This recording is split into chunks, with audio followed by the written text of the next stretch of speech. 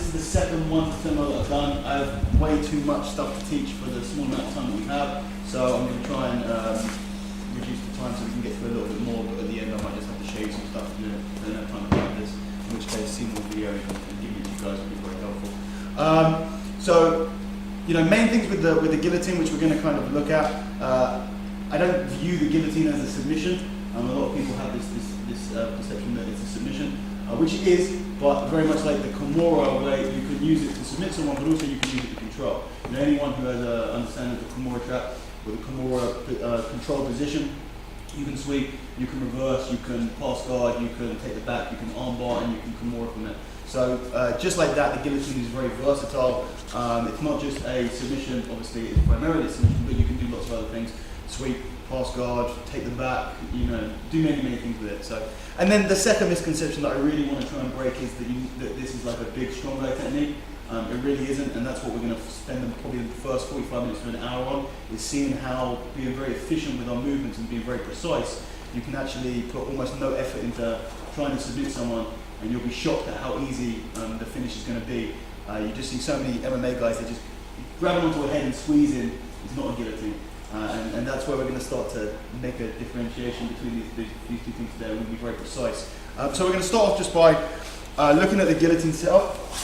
I don't do a lot of drilling in general. You know, there are two schools of thought about, you get like the Miao brothers who do many hours of drilling every day, and compared to maybe like your Kit Dales and Dean Listers who do mainly sparring. I kind of fall more towards the sparring side, but I do drill this a lot, and it happens to be the thing that I'm best at, so there may be some correlation between these two things. So I'm gonna teach, you know, if I had to come in here and I had 5 minutes to make you guys have better guillotines at the end of it, then this is the only thing that I'd show you, just because when you have the ability to set something up very well, then that obviously, it's a numbers game. If you can get into the position more often, you're going to be able to get the finish more often. Even if you haven't even changed your finishing percentage, you're just going to get a lot more. So first thing we're going to do is just learn the setup drill that I like to use. I break it down to 3 different movements. Last time I did the seminar, I got everyone to practice extra. That took too much time, so I'm just going to get you guys look smart enough. We're just going to practice it in one go, but I'm still going to tell you in the 3 different phases of this.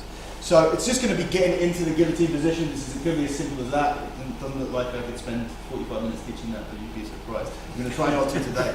So first thing we're going to do is I call a pop. So don't really worry about what you're doing with the legs from here. I'm just sitting cross-legged. You can go in the butterfly guard if you want. If you wanted, you can come onto your knees. It doesn't really matter because we're going to focus on the legs later. We're just looking at the upper body stuff and the neck and the arms for now. So don't really worry about what's going on. Just get comfortable. Bring the opponent's head pretty much down to sort of your chin level here. Obviously, this is still going to be way too high for me to get a guillotine. For me to get a guillotine, I need this head to be under the armpit level. So if the opponent's head is above this, I'm not going to be able to get a guillotine very well from here. Some people make the mistake of then trying to just compromise their body in order to get to the correct position. So they'll sit up and reach and stuff like that. Very easy way to have your back taken, your guard pass, and many other things. So instead, I want to bring him down to my level so I can guillotine him more effectively. So first part of this 3-phase movement here is I call a pop. It's just going to be, if we identify the choking arm, so anyone left-handed here? Okay, cool. Exact same numbers as the last seminar. Very strange. And I thought that was really high as well. So whatever your dominant arm is going to be, that's going to be your choking arm, and then the other arm I'll be referring to as the assistance arm. So the assistance arm is going to basically pop the head down into lower the level into the position where you're able now to get your arm over the top of it. Simple as that. So this hand's just going to be coming up, and this is the pop coming up here. You want to be grabbing onto the head, not the back of the neck. This is the general rule if you want to try and control the head. What was your name again, sir? Elias. Elias. Ilias or Elias? Elias. With the E? It's okay. Yeah, with an E. He doesn't know. He doesn't know. Sure.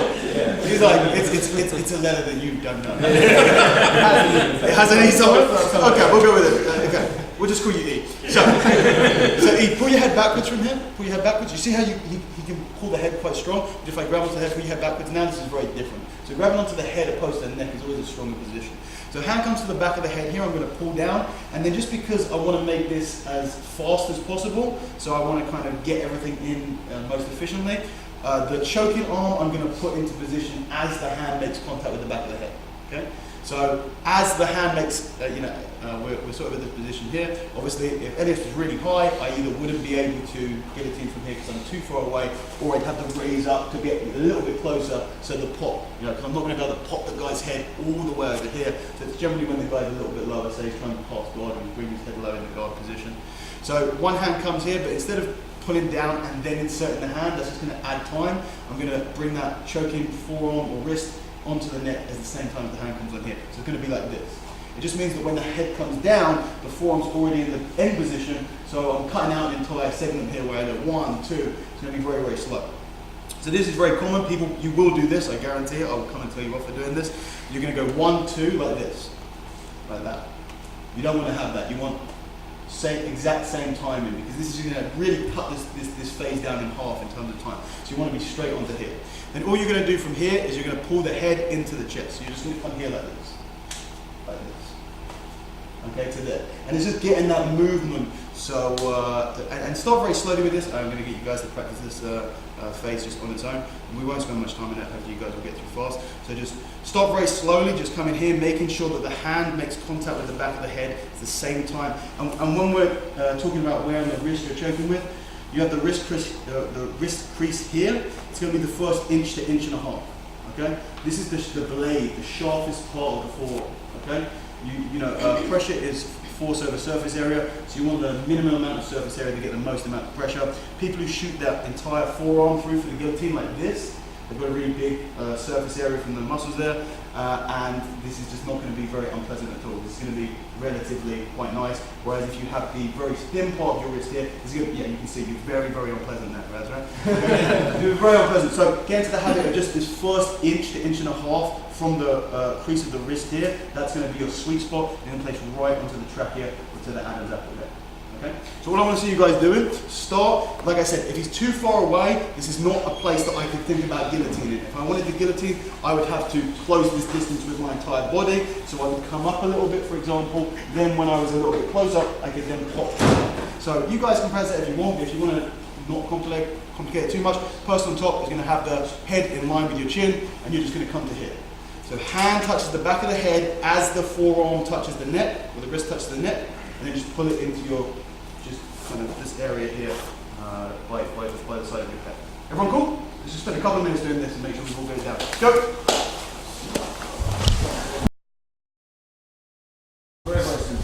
This is just mainly to get timing down, just to get the hand onto the neck at the same time, the wrist of the choking arm onto the trachea at the same time as the hand on the back of the head. It's just going to start to trim off vital seconds, because really you want to be very, very fast with this. We're building the foundation to be able to set this up as fast as physically possible. So it's trying to be very efficient in the movements here. So trying to get two things in at the same time.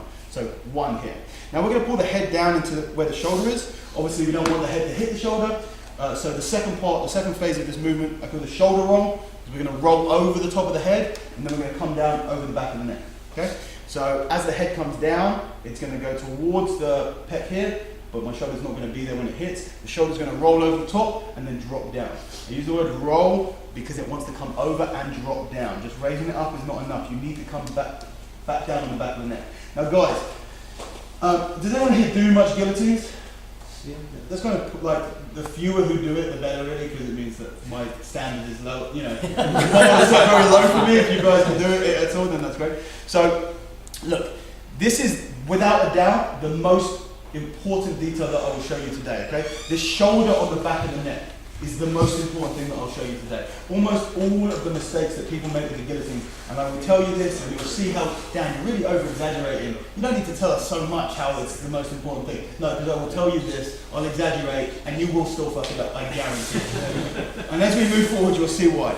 But if you have any problems doing any techniques that I show you today, before you put your hand up and ask me, ask the question about the shoulder. Address this first, because you'll be surprised how much it happens.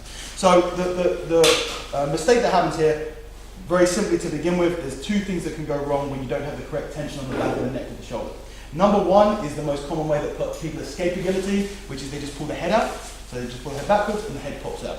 It's a very, very common way of people escaping the guillotine, very often early on when you go to set it up.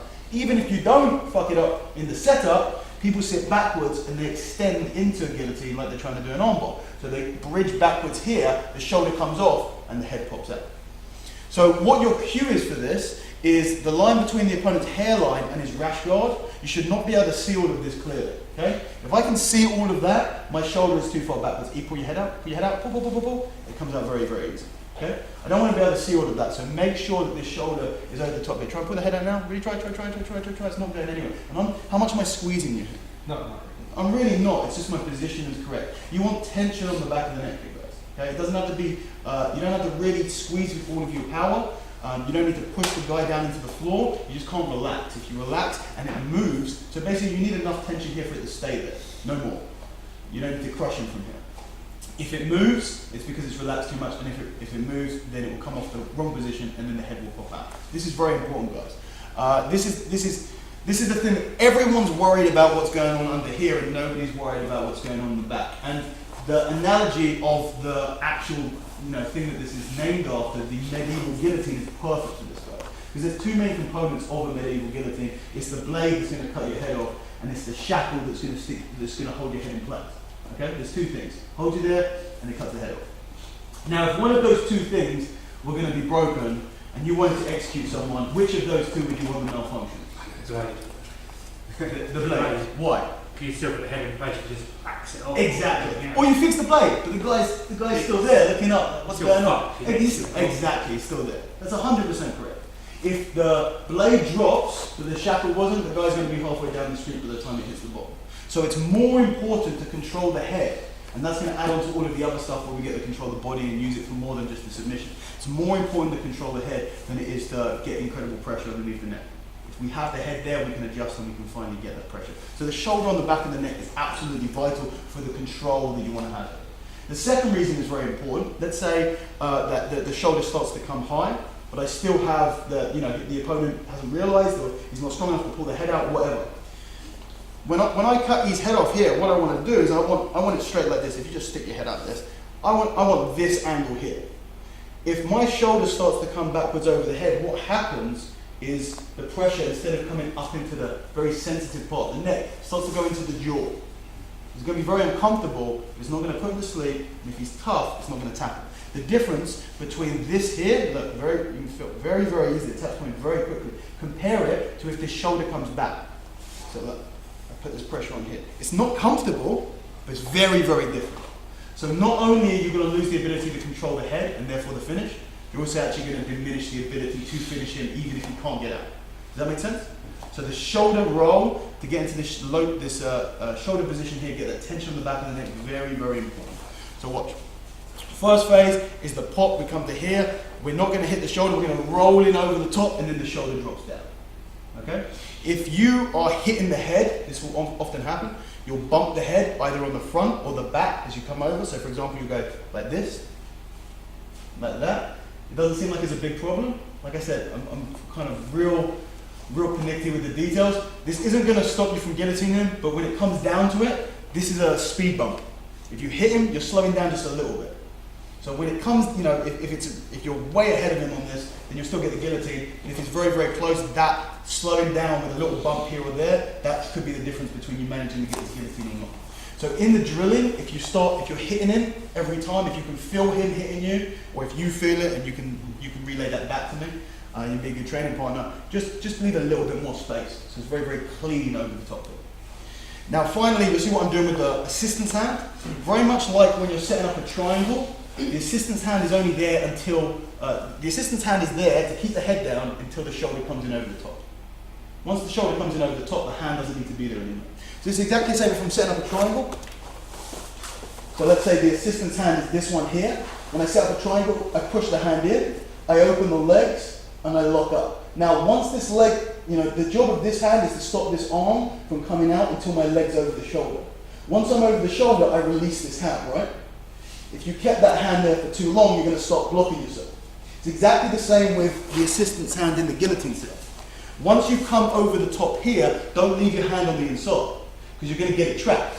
And now you're going to be holding it in place, and then you've got to pull it out, and that, again, it's going to take time. So just before you touch down, you're just going to remove this hand. So you're here, As it goes to touch down, just before I do, I remove that hand. This is perfectly in place, and now I have a free hand to get my grip position. So guys, what I want you to do is stop. The speed doesn't matter. You need to be able to do it smoothly. Okay? So I see people, it's like juddering, like a video game with bad lag. Okay? It doesn't look good. So they'll be here, and then they'll come over and get, I want it smooth. It doesn't matter how slow it is, as long as it's smooth. If it's smooth, you can increase the speed and the quality is still going to be there. If it's juddery at all, you try and increase the speed and you'll fuck everything up. So just go very, very slowly, even if it's comically like Baywatch running slow. Start very slow and then begin to increase the speed. So even, you know, with just doing these two phases here, even if it's really this slow, and even if it has to be slower than that, just keep it slow, and then you can start to increase the speed. Just get the head a little bit here to come into here. Okay? You see, I'm not smashing his throat too bad because we have a long night tonight. And then you can begin to build up the speed of this. You know, to working on to where eventually with drilling, this is why I said this is not. I'm showing you some technical knowledge here as well, but really we're building up the ability of the body to set this up autonomously, really. That's what you want to do eventually. You want to get a couple of thousand reps in this over the next year or so, just drilling, so then when you're rolling, you're still thinking about passing guard, and your body's decided that it wanted the guillotine, and when you're in the guillotine, you're like, okay, cool, we're doing this now. Okay? That's the idea. Just get very, very smooth there. But it starts now, start to build a good foundation, very slow, very smooth, and even if you're only building it up to, you know, you're only building it up to this here, not too fast, as long as it's quality, as long as it's smooth, it's all good. Everyone cool? Let's do it, please. Bad drill. Is everyone cool with this, yeah? Any questions? So, the final phase of this three phase, you've got number one is the pop, number two is the shoulder roll, and then number three is just the grip position. It's the easiest one. We're just going to get the grip. Now, the grip position that I like to take here is you have the choking hand, and everyone can practice now what's in there. Choking hand's here. You're going to take your assistance hand. You're going to grab on the meaty part of the hand. My definition of that is from the base of the pinky to the base of the wrist here. So this is the main part of the hand, not the fingers, not the wrist, and I'm going to grab all the way over the top. I'm going to grab with a thumbless grip here. So I'm going to get a nice hook, and that's going to allow me to come deep through. You don't want to be grabbing with your hand over the top like this, like a pinch grip, because that's going to come out very, very easily. You really want to have a deep hook and try to come about the middle of the inside of your hand with your fingers here. So this is your position. If you grab over the wrist, then you're not going to be able to get the sharpest part of the forearm into the neck. If you grab over the fingers, you're going to get a lot of pressure going through the very small and very fragile joints of the fingers, and it's going to be very uncomfortable on the wrist from here. So the hand, I believe, is the greatest compromise between power and dexterity. Okay? So we do this, and then I'm just going to take those fingers that are sticking out, and I'm just going to curl them in like that. We have something called I refer to as the leverage advantage. This is the physical advantage that someone has from grabbing, or you can have from grabbing further down the arm. So with the lever being better leverage for me here, and therefore worse at the end, all the way down. So for example, if I was trying to push my arm, I was trying to lift my arm up and you were trying to push down. If I lifted up here and you push down, just come a little, like to my elbow. Yeah, you push down here, you would have the leverage advantage. Now, if you kept on pushing here, I could bring my hand to the other side, and now this is negated. I have the leverage advantage, and now you would go further to the other side, and now you would have the leverage advantage again. So what I don't want to do here, when we get into talking a little bit more about the finish, I don't want to leave the fingers sticking out, because I don't want them, because they're weak, but they're going to be sticking out, and that therefore gives me the opportunity to take a leverage advantage over me. So if I was defending, if I had the guillotine on here, and I was grabbing onto the hand, and the opponent's underhook came through and grabbed on, yeah, just grabbed onto the fingers. Okay? Very often people are going to look to grab onto the wrist. Unless they get very, very deep in here, if they grab onto the wrist, very often this won't be enough. Why? Because I have the leverage advantage. They grab here and I grab here. They're not taking, they're using 100% of their muscle and their power to defend. They're not using, the anatomical structure and the weaknesses that I have in my body to defend. Whereas if my opponent was to grab onto the fingers here, this would be very, very difficult because he'd have a natural anatomical advantage from getting the better leverage. So I just like to tuck my fingers away here to make sure that I'm not giving away that opportunity. Does that make sense? So grip position, we're just going to be grabbing onto here. You can start this very slow. Obviously, the more that you do this, the more easy it's going to be to get into that position naturally. So from the 3 phases put together, I have the pop, the shoulder roll, and then the hand is just releasing from here, and it comes in. Now the reason why, and this is, you know, I see the ridiculousness of breaking down a possibly 1 second movement into 3 1/3 of a second movements. But the reason why I do this is because there's important things to understand at all stages of this. But more importantly, because if you understand the real ingredients of a movement, you can then identify where there is a mistake. If you learn a whole technique and it goes wrong, and it's just, you've only been given it as one big technique, you go, well, where did it go wrong? It just, you know, this is so quick. If you fuck this up somehow, you're going to go, well, I don't actually know how, I just think that I'm bad at doing this technique. The beauty of splitting this into 3 smaller sections is that you can micro-identify mistakes in one of those 3, you know, maybe in 1, maybe in 2, maybe in all of them. So for example, if I'm fumbling at the beginning and not getting a hand onto the forearm, you can just drill just that position. So I can just come here and make sure that I'm getting a hand on the neck correctly. Let's say that you're nailing this, but every time you go for it, you're hitting your shoulder over the top. Well, I can then skip that first step, and I can just practice coming in over here to make sure I'm not hitting those speed bumps with the head. And then finally, if you're fumbling with the hand, I could say either just go and practice releasing and grabbing the grip, or even just practicing 2 and 3. So I start in the pop position and just go shoulder roll grip. So you can break it down, you can find out if you're weak in one of these areas, you can drill specifically that area. So maybe if I was drilling this, I'd go, you know, pop position in, and then pop shoulder roll, pop shoulder roll, pop shoulder roll, and then shoulder roll hand, shoulder roll hand, shoulder roll hand. So you can kind of get a little bit more specific in trying to work out what's going wrong, what's going right, what you want to practice. Does that make sense? So full movement here is you're going to have your pop, forearm, you know, the cue points I'm going to tell you on either of these because these should be the main things that are in your head is hand on the back of the head, not the neck, and hand touching, both hands can make contact with their target at the same time. Here, not, or there, okay? If your forearm comes in front of the throat before the hand comes to the back of the head, it's going to react instinctively and instantly and pull the head backwards. It's going to make it harder for you already. So, first point, hand on the back of the head, both hands make contact with the target at the same time. Second, shoulder roll, the minimum distance away from him where you clear him very clean. Shoulder comes over and it drops down. I don't want to be able to see the line between the hair and the rash guard. I can see a little bit, but I don't want to see all of that. Definitely not. And make sure that there's tension here. I don't need to be squeezing, I'm not crushing, I'm not pushing down. But if you try to pull your head out of here, it's not going anywhere. And you can feel I'm not putting much into this. Very, very efficient, okay? And then finally, releasing here and grabbing onto the hand. Hooking, thumbless grip or monkey grip with all deep through onto the meaty part of the hand and then tucking the fingers away. Everyone cool? Okay. Let's practice this please. And you will, you know, don't be that person. It will be about half, you don't worry. But the shoulder on the back of the neck, when we start adding stuff in, you will forget about it. So before, you know, if you fuck anything up today, the next time you do it, remember it, and maybe I won't have to come over and tell you. Okay, that's a warning. So, any questions on this at all? Do you change anything if they're in combat instead of just kneeling? What's that? So, yeah, if they're in combat instead of just yeah. kneeling. So we're just kind of focusing on this and this for now. Everything else is irrelevant. The position that I'm in, the position that he's in, we're just looking at getting into it. You know, these are core principles, and you're going to take. You know, nothing has been in reference to the position that you're in. Only the position of your body relative to his. So whether he's on top and you're underneath in guard, whether you're standing and he's standing, whether he's on his back and you're in side control, in mount, whether it doesn't matter what.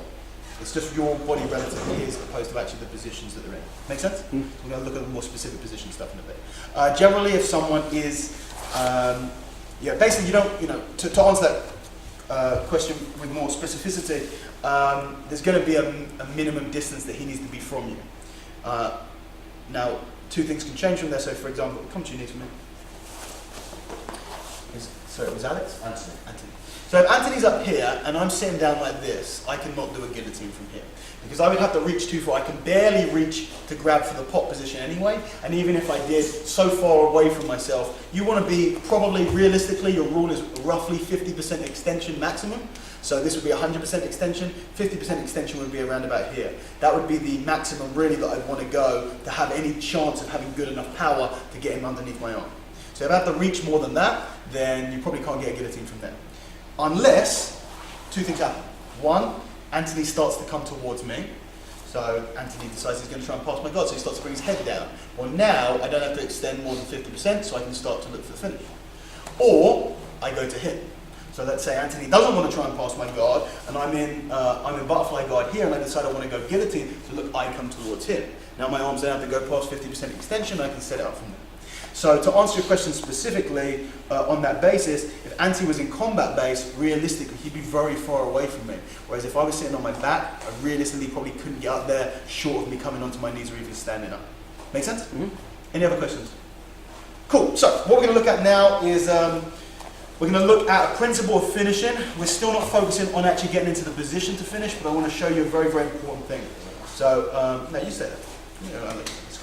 So, okay, I'll start with this by asking you, what position, if you, let's say for whatever, you've got into this position here, doesn't matter where it's from, standing, knees, anywhere, where are you guys going to look to go, what guard or what position are you going to look to go to with your legs in order to finish this? Mount. Full or half? I like mount. That would be nice, wouldn't it? Anyone, butterfly guard, anyone else? Hands up if you would want to go the close guard to finish the guillotine.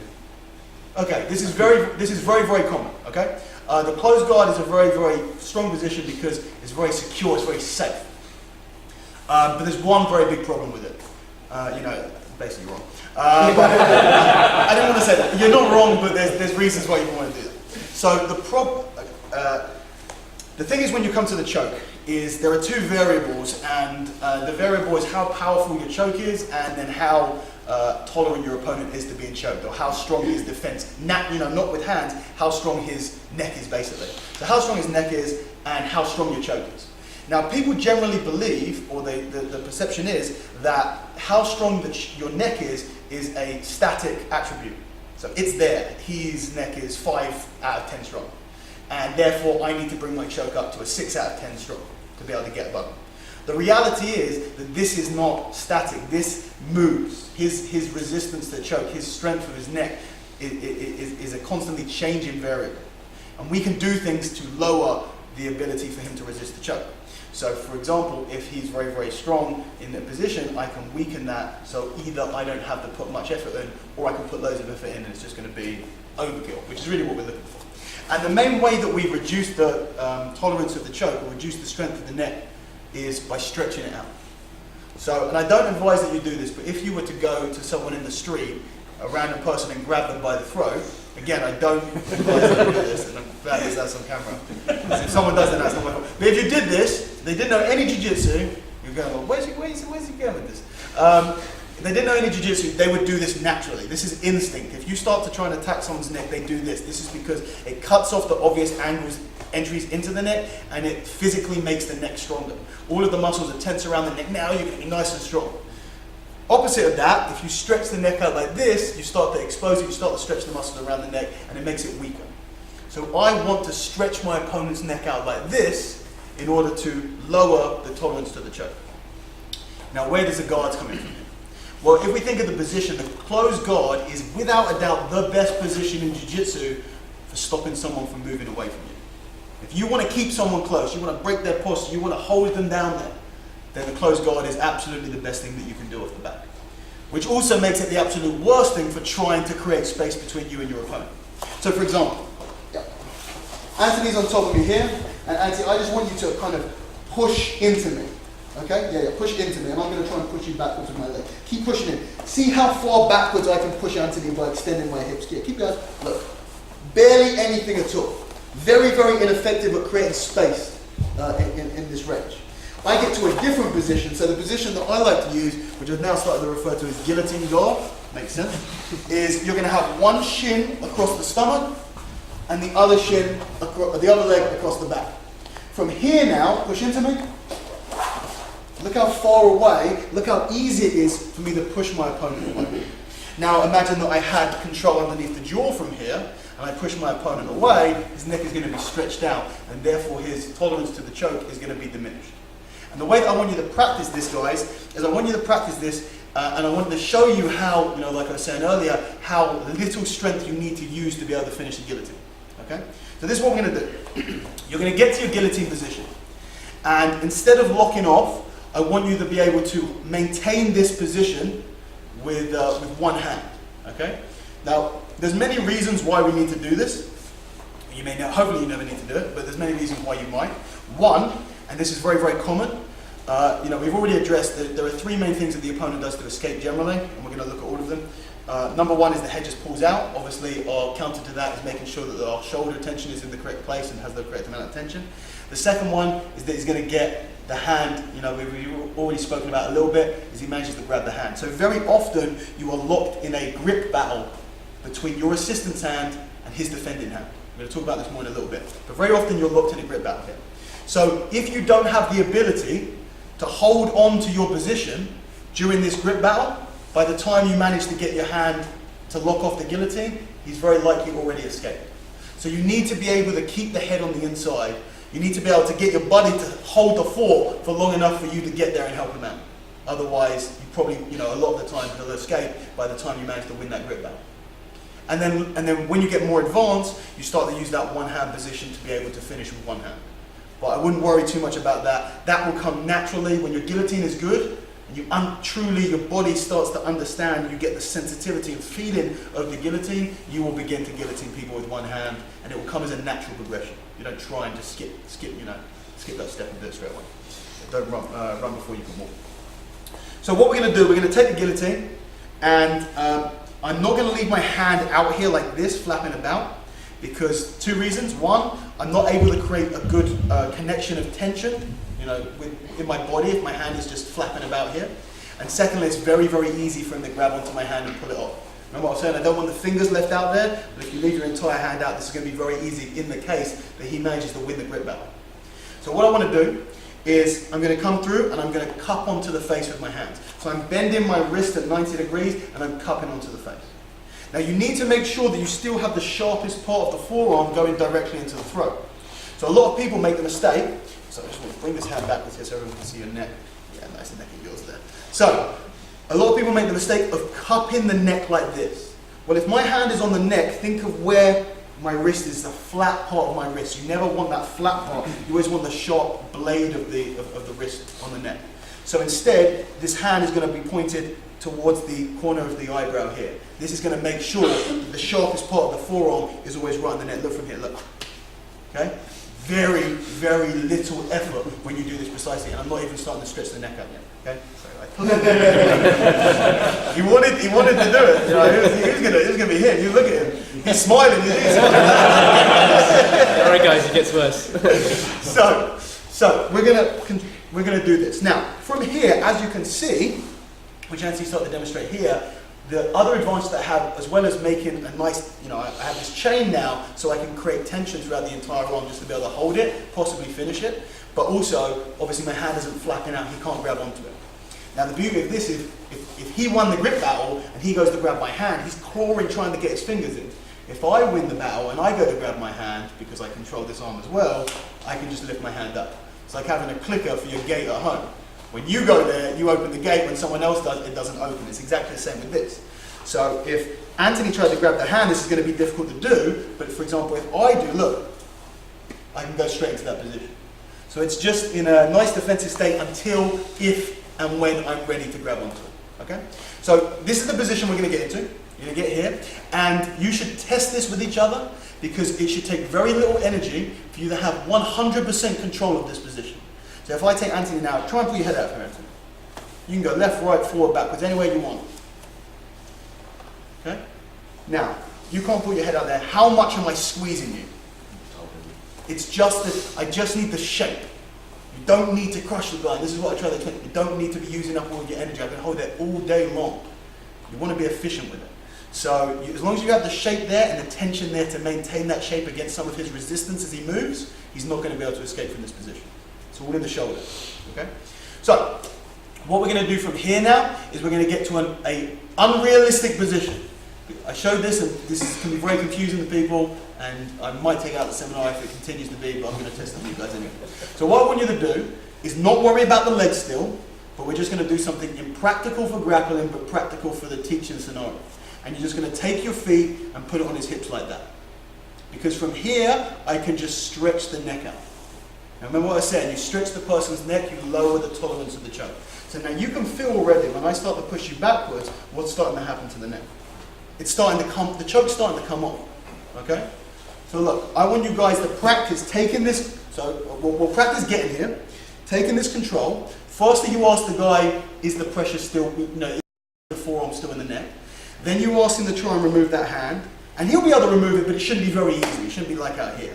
Then practice just grabbing onto that grip position in your own time, and then finally, you're gonna, and again, remember the shoulder, don't let the shoulder slip back because the head will pop straight out. Do this, stretch, and then put almost no pressure into the neck here, and you get the tap. Yes? New question. Why is that particularly impractical? Because he'll jump over the legs and pass. Yeah. Yeah. I'll explain this. This, what we're doing here, I want you to basically don't remember putting the feet on the hip. This is purely an example of extending the neck out there in the most efficient way for extended necks, not the most efficient way for jiu-jitsu. So again, taking the head, controlling here. First, ask the person to try and remove his head. Just try and move your head. Trying to get him to move his head. You should be able to. Okay? And you shouldn't have to squeeze too hard. Secondly, tell him to try and remove the hand. It shouldn't be too easy. And then he's going to let go of the hand. And then you're going to practice a few times coming into that position and getting your timing right. And then finally, feet on both hips, push away, and then very gently, and it will almost no effort to get the finish hit. It's very nasty. Everyone cool? Let's practice this, please.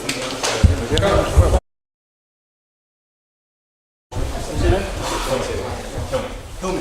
Oh, you say kill me, I'm like, no.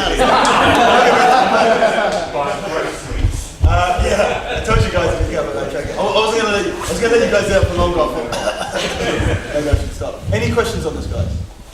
So this is starting to show you how, if you're very precise, say what you like about the guy, but Conor McGregor said precision beats power, and this is 100% true when it comes to the guillotine. If you're precise, your details are correct, and you understand what you're doing, you don't need the power. That doesn't mean you don't do the power. Okay? It just means your power is not gonna. If you don't know what you're doing and the positions are wrong, then you put 100% power in and you get 50% of the tap. If it's everything spot on, you put 100% of power in, you get 1,000% of the tap. Okay? You guys tap it before you even finish what you're doing, which is really what you want. Any questions on this? Everyone happy? Excellent, let's move on. So, what we're going to look at now, we're going to start to look at the leg position. We're going to look at the leg position, then we're going to come back and finally, still not looking at the finish yet. Remember, we were getting taps there, but we have not looked at the finish yet. We're just looking at how easy it can be to submit if you get the correct position right, stretch the neck out. So the position that we want is the guillotine guard, is one shin across the stomach, and the other leg over the back. This shin across the stomach has a very simple job, which is going to be a piston for us. It's going to create some space between my hips and my opponent's hips. And we're using the strongest movement that the body has, which is a hip extension. That's glutes, quads, lower back. Very, very powerful. Top range of a deadlift position. Very, very strong from here. The mistake that people make when they push the hip out is instead of doing that hip extension, they do purely, they see it and they see someone in front of the legs being pushed backwards and they just think leg extension. They think push with the legs. You're not pushing with the legs, you're pushing with the hip. So the mistake that people make is they do a single extension from the knee here, which is not very powerful at all, that's just quad, instead of getting a hip extension here like this. So what will happen is you'll get someone doing that instead of getting someone doing this. Okay? So really you want to try and push from the hip. So don't imagine pushing your foot away, but imagine pushing your knee away. Your foot will naturally start to push a little bit, but that's not where the power is coming from. It's coming from the knee through the hip, not the foot through the knee. Make sense? Then the second leg here is, it's doing a couple of things. The most important thing that it's doing is it's stopping the opponent jumping to the other side. This is very, very important when it comes to the guillotine. There is a correct side for the opponent to be on, and there is an incorrect side for the opponent to be on. If he manages to pass to the incorrect side for us, relative to us, that's big, big bad news, big trouble for us. So this leg is going to stop the opponent from jumping to the other side. It's also going to bring my legs together, which is naturally going to allow me to create more of a structure and more tension in between my legs. If you open your legs like that, I'm not going to be able to get as strong with my other leg. Whereas I come through here, if I manage to get into position, I come through here, I can get just a nicer tension with all of the legs. And then finally, it's going to help me push a little bit when I try and get that extension. It's not going to do much, but every little helps sometimes. So shin across the stomach and the other shin over the back, stopping the person from jumping over and creating a bit of tension, nice tension with the hips. How do you remember which side to go to? Okay. I thought I came up with a pretty simple way of remembering, which is basically everything goes on the same side. So if you imagine right hand comes out here, I grab on here, so my foot goes here and my leg goes there. And people are still screwing it up. So go even simple with that. Choking arm, kicking leg. Same side. Simple as that. Choking arm, kicking leg. So if I come in with the right arm is the choking arm, then the kicking leg is the right leg. Assistant's hand, assistant's leg. Simple as that, guys. Just this here. If you screw it up, and I was to go right arm, left leg, the opponent passes round to this side, and now we're on the wrong side of the guillotine. The dark side. Okay? We don't want to, and not the good kind of dark side, the bad. Like when Mufasa tells Simba, we don't go there. Okay? That's where you don't want to go. You don't want to go there. The shadowy area, you don't go. So, don't let the person pass around here. Now this is the perfect position, but realistically, as long as the person stays on the correct side, you can finish from anywhere. I would be more than happy, for example, if I was to get a guillotine from here, and my opponent was to try and pass my guard to this side, come around here. Yep, keep going. I would be happy to be in this position here. I can still finish a guillotine here, no problem, but the opposite is not true. So you've got to make sure that the opponent stays on that side. Okay? So this is the guillotine guard. Now I'm going to show you, I'm going to show you two ways of getting there for now. You guys can, I reckon you guys can. So, first way is from the butterfly guard. Okay? So, yeah, I'm just trying to trim time with this. I'm already running late. So, we're going to go butterfly guard, and you're going to get the guillotine. We'll start off sitting up, Patrick. So, if you're sitting up, you have generally a lot of space from here. So it can be very, very easy to walk this leg around and bring the leg to the other side. Obviously, if the opponent is being smarter and he's pushing into you a lot more, that's going to be a lot harder. If you're flat on your back, however, this can be very, very difficult because you don't have the same amount of space. Look, I can't pull this leg out now. So what you're going to have to do is your legs are going to have to help each other get out. So what you do from here, you're in the butterfly guard. You're in the butterfly guard. Okay, you stay there. So you're in the butterfly guard here. I want to pull the leg out to be the shin across the stomach. So I push with this leg. That creates space for this leg to come out. This leg comes to here. I hook round to get a bit of tension. And then I push with that leg. That allows me to free this leg and come around. Okay? Just like this. So look, I'm here. Let's say he gets very close. I don't have the space to come out. I push here. That frees this leg. Don't give it to me. You can come back. You can come back. Yeah. And then I push here, and that allows me to free the other leg. Okay? So they're going to help each other. So I want you guys to practice, and you can begin practicing if you want, combining this with the setup that we did earlier. So you can go flat on your back in guillotine. Yeah, just bring your elbows on the floor for me. Yeah. So flatten your back in guillotine from here. I get a little bit of up pressure just to take some weight off my opponent's hips. I'm going to kick him backwards. I do this. I go to sit up. Now, his head is still going to be there, so my chest is going to stop at this point. I can't sit up. If he pulls backwards, I just go into butterfly guard. If he doesn't, which a lot of people who really want to pass the guard don't, pop, shoulder roll, grip position. From here now I push, bring the leg through, push, bring the leg through. And you're into guillotine guard. Okay? So you can practice that setup as well if you want. Otherwise, start off by practicing it from just the butterfly guard here with lots of space. 1, 2, and then begin to practice it with much less space here. So you really have to push to create space, bring the leg, push to create space, bring the other leg. Everyone cool? Let's practice this for a bit.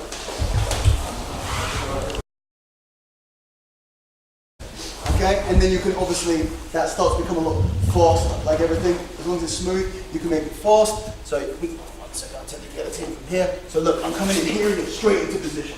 I want this to be, again, autonomous and very quick. Yes? Sorry, I forgot how when you were flattened out, you said you sit up. Yeah. So, how do you create the space? if you came to the butterfly seminar last year. So basically, whenever you play butterfly guard, if you don't have some form, very quick again, some butterfly guard stuff, not that I didn't have enough to go to begin with on the guillotine, but if you're in butterfly guard, you don't want to be flat if you don't have any sort of upper body control, so you want to try and sit up. So if the person's upright, if you go upright from here, you can't push him backwards, so I push myself backwards and I sit up. But if he's leaning forward over me, a lot more of his weight is on top of me, so I can push him backwards. I can't push myself backwards. So I just lift my legs up a little bit. I'm not trying to lift them off the floor, I'm just trying to take some weight off, and then I kick my legs away. From here, I use the momentum to sit up. Either he sits up here, and I come into butterfly guard, or he keeps his head low. From here, I pop to here. From here, either he draws his head up, because he knows I'm going to guillotine him, I come back to butterfly guard, or he tries to keep his head there, and I snag the guillotine, and then straight away I make sure that when I sit backwards, I come through and sit backwards there. So you can start to make it smoother instead of, it's a little bit juggy for you guys, which of course it would be kind of here, and then coming out and doing all of this stuff. When you do it as one movement, it happens a lot smoother. You allow gravity to take you down naturally as you get your leg out. Make sense? He doesn't even care. Any other questions? Any other questions?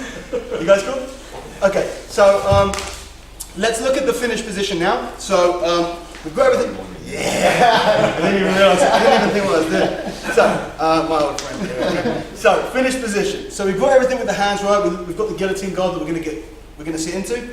So what else are we doing? So essentially the way that this choke works is we have the elbow of the choking arm past the line of the neck. There's going to be an angle here naturally, and what I want to do is I want this hand to come up without this one dropping down. So obviously then the entire forearm is going to be past the line of the neck, which is obviously impossible because his head will be cut off, so he's going to be tapping at that point. What you don't want to do is when this hand comes up, allow the elbow to go down. So you don't want the throat here to act as a fulcrum. You don't want to seesaw off of it. This is very, very common. So someone has a high elbow here, and as they lift the hand up, naturally they relax the elbow, and then it's going to act as a fulcrum. What you want, instead of it doing this seesawing off, you want to push down and crush, okay, because you want them both to be there. So again, just like I say, you need to maintain tension in that elbow. You've got to make sure it stays high. It will move naturally, maybe an inch or two, but you cannot relax it, you cannot let it drop completely because you'll just get pressure on either side of the neck, but it won't go into right at the top of the throat. So as long as the elbow's staying high here when I lift the hand up, and yeah, that's what I'm going to do. That's what the assistant's hand does. Just with this hand alone, I don't have enough power to lift it up. So I'm going to use my assistant's hand. It's going to come in, it's going to grab, and then I'm going to get into a position where I can lift strong. So the elbow comes high because this is a much stronger position than if I tried to do like a lateral raise there, where I'm just using one muscle on my shoulder. Coming here is going to be a lot stronger using all the muscles and for pulling muscles on that side. So the elbow comes high. Now, what is the main thing that you need to be looking out for? This is the final part of the defense, of those three different main defenses that you're going to be doing. Exactly, the opponent's going to throw his arm over. He's going to throw his arm over for a very specific reason, because he knows that this elbow is going to come high to pull my hand up past the line of his neck, and it's game over for him. So what my opponent's going to do is, as I'm in the guillotine here, he's going to come in over the top. Now once he's here, look, I can't raise this arm up anymore. So this is a big problem for me, okay? The way that I basically see it, because we're going to use it in context, is this is a crane, okay? Coming from above, lifting up. So he's making it difficult for me to use a crane, because by bringing this arm in over, we're now indoors. They don't let cranes in through doors, okay? So we're inside now, so I can't use the crane. It's going to be a big problem. I need to make sure that that doesn't happen. I can never let that roof come over the head. So what you want to do, and if anyone watches Marcelo Garcia do guillotines, the way that Marcelo Garcia does it is he brings his elbow out and it comes all the way over the top here. Okay, very, very high, it's almost touching the spine, next to the spine, parallel to the spine. But you need, like even just showing you that, it's a lot of tension in my shoulder here, a lot of tension in the wrist. It's not very comfortable. Generally, if something's uncomfortable, before it gets uncomfortable, your body's going to stop you trying to do that smoothly, because there's going to be natural sort of ligaments and connective tissue being tense as you try to get there, so it's not going to be as fast. It's not going to be good if it's uncomfortable. For some people, this is fine.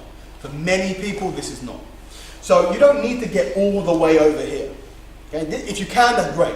I'm not telling you don't aim for this. Just fucking go for it. But a lot of, I don't want people to think that if they can't get their elbow here, that they can't do a guillotine properly.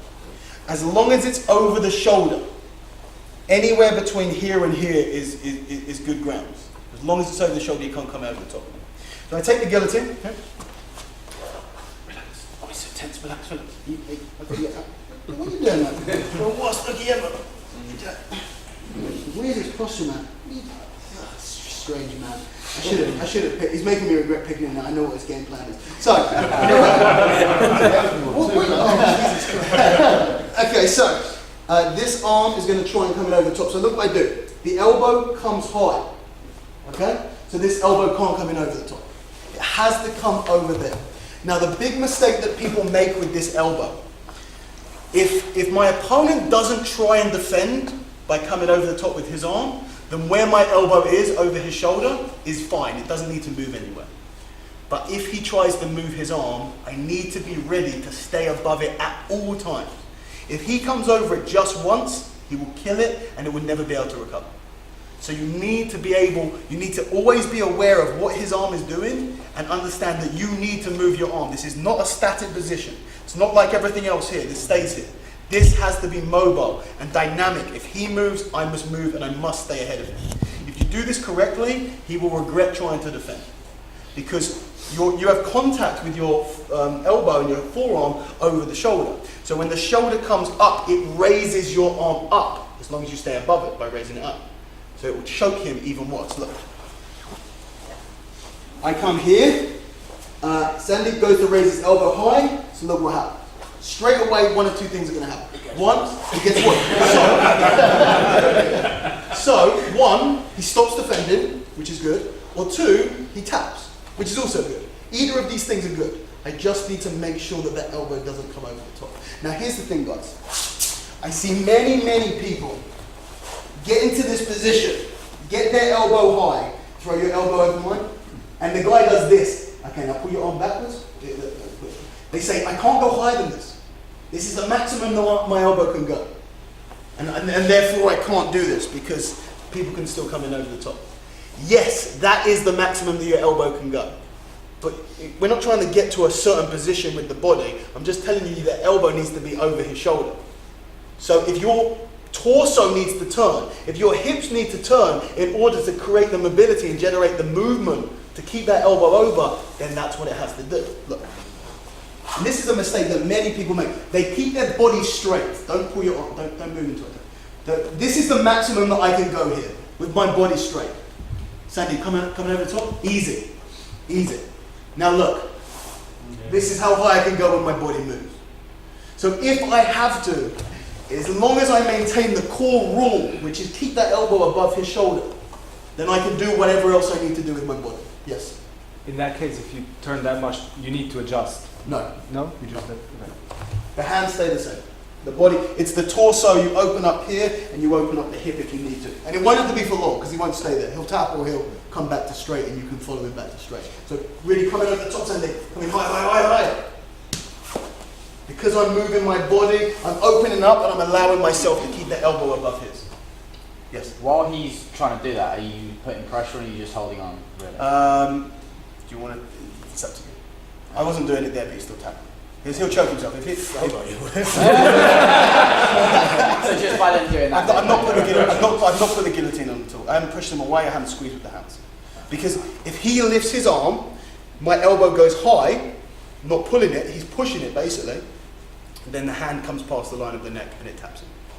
So they'll go, tap panic, think that I'm doing everything, because he felt like I was choking him. I wasn't, he was choking himself. If he realizes he's choking himself, he'll pull his arm back down, and then I will choke him.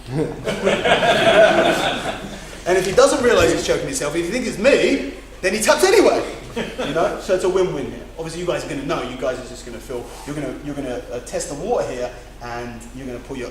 You know, there's going to be a bit of hesitation because you'll be worried about kind of cutting your own head off with this. So one more time. Remember, guys, the shoulder's important here. You've got to keep this shoulder tension good. You're going to get into position. The elbow's already high. So come back, come back. So the elbow's already high. It's not down here. If you do this, he has to move inches to beat you. No, inches. Just come, just over there. He's beating me already. Elbow comes high. Now he's got a little way to go to beat me, and I'm in a position to squeeze from him. So he goes to bring it, and he really throws it over. So I move the body to the side, open up the torso with the hips and the legs as well if I need to make sure I stay. Because if I don't, nothing else matters. You can still finish the guillotine if he comes in over the top, but your chances go from, they cut by about 95%. You need to be strong and very, very precise in your position. Everyone cool? Yes. When you're turning to Yeah. get height on the elbow, it feels like you're compressing. Not that you're putting this up there, Yeah. but actually that's getting more compressed, which makes it more. Yeah, I'm not on purpose. It's just a part. It's just the beauty of the mechanics. 100%. Cool guys, let's have a play of this please. I have a strong opinion about it. Yeah. I know some people like to do that. Absolutely, yeah. This is absolutely legitimate. You know, there's other grips that we're going to look at. I'm running really behind. I can't believe how behind I'm running. But there are different hand positions that you can use. There's a palm-to-palm hand position that you can use here. This enables the mobility. Your natural position here is really, really high. So getting that high elbow position is beautiful from here. Personally, I don't like that because I feel that it takes, I don't like the movement of coming through. I just don't feel that I can do that as fast as I can get onto the grip position. And I do a lot of other stuff from here. Personally, I'm not a fan. If you guys can get to this position quickly, go for it. Absolutely nothing wrong with it whatsoever. If you can get there and you can do that, then that's fine. I don't feel like you have as much lift, but the elbow is definitely in a very high position. I know MMA guys like this sometimes because they can find it hard to grab onto the big thick gloves, but they're palm to palm. They've got no gloves there, so they find that this is nice. So there's absolutely nothing wrong with going to palm to palm. It's not something that I personally like to do. Just kind of think it's a little bit slower in the setup. Everyone cool? Can I grab something else, please? No? Volunteers. Yeah, go on.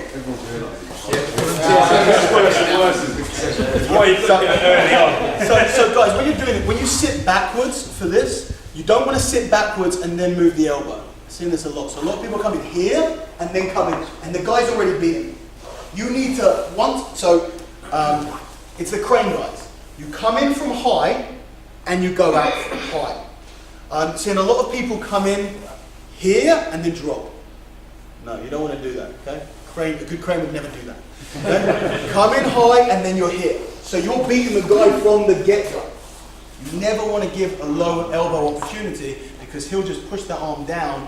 And the thing is, if this elbow's low real early, he will push the elbow, which will move the hand, and he might even be able to pop the head out from it.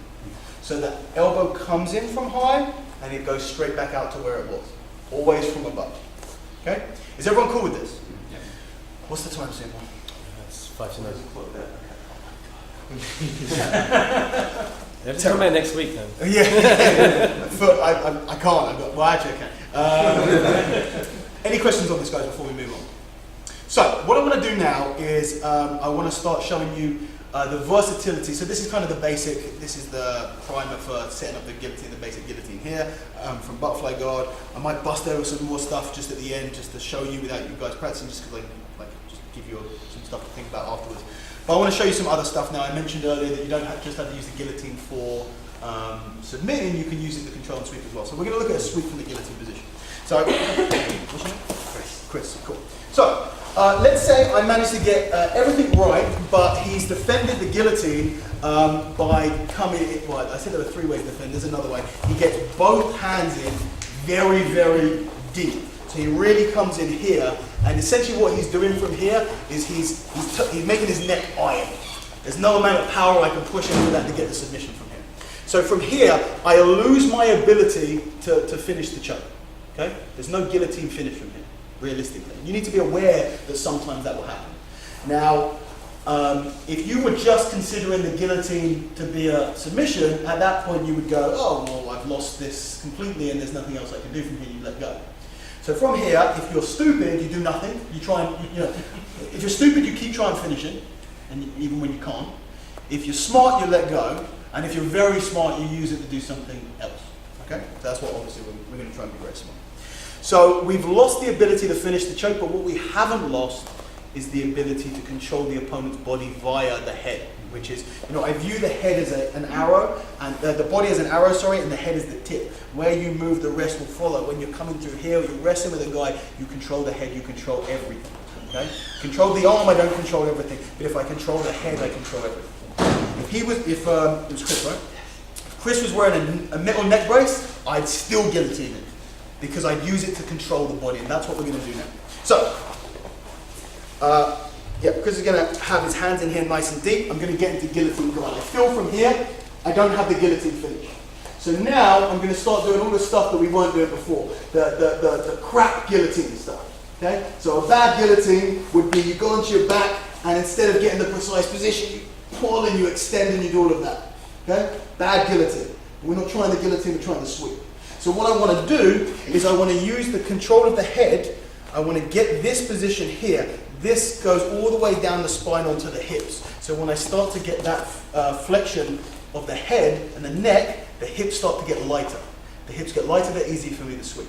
So I want to try and pull backwards to get the hips lighter, and then pull to the side to get the weight off of this leg and onto that leg, because this is the side that I'm going to lift up. Okay? So I go from all of my precise guillotine stuff. When we decide we're not going to go for the choke, we're going to go for the sweep. I then put a little bit of MMA, spazzy MMA, muscle into it. Okay? So that I come here, and all that's going to do, so I start to do this. Okay? Look what happens straight away. Space underneath here. He starts to lift the leg up. This leg is very light now. So that assistance leg that was around the back, it comes in, it goes underneath the knee, doesn't go underneath the hip. If I go underneath the hip, it's going to be very heavy here. I go underneath the knee, and I just look. I just kick him over here. Very, very easy sweep from here. Why is it so easy? Because he's using his arm to defend the guillotine. He's not going to base from here. Very, very easy sweep again. Okay. I pop guillotine, he defends, I sit back for it, it's not working, so I start to put some muscle into it. Look, he's starting to go to, sometimes you roll the guy already. If you're doing it dynamically, you might just roll him. But otherwise, you create the space, the foot comes up under the knee, kick there, it doesn't need to be big. Now the mistake that most people make from here is they see the guy on his back and they go like this, trying to come on top. Now if the guy does absolutely nothing, then yeah, you'll probably be able to get the side control, but how often do you sweep a guy and he does nothing? He's going to then move, and it's going to be a scramble. Best case scenario, end up on top with maybe a half guard. Worst case, he goes onto his knees, he takes me back down, maybe I get an advantage. Very, very messy transition, or attempted transition. So instead of doing this, so when your back hits the floor, you just do what you naturally do. This is very common. We want to be clean the whole time. We have control from the beginning. We're not going to let go of control. We're going to have control the entire time. So look, I come, don't go. Don't go, you're not going to do that. I kick him over. From here, he is always going to have this opening in his arms. Why? Because his elbows are making that movement to try and pull my hands off. So my assistance arm is going to shoot through here. This is going to give me the most important thing that we want from side control, which is what? Far side underhook. Far side underhook. We need far side underhook. So shoot his hand through here, give me far side underhook. I'm flat on my back. It's not a deep far side underhook, but it's a far side underhook. As I turn onto my knees, I'm going to be aiming to get this elbow deep till my elbow touches the floor. Look. Elbow touches the floor. Now, this is a good position.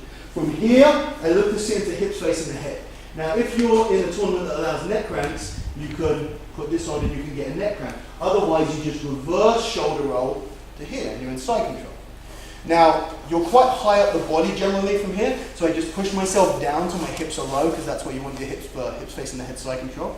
The one problem that you'll find very often from here is in this transition, he will take a near side underhook. This is nowhere near as bad as a far side underhook, but it still isn't very good. What Chris is going to try and do from here is use this near side underhook. Yep, he's going to come out, and he's going to create some space, maybe get to his knees or regain guard or something like that. That's not great. Come back here.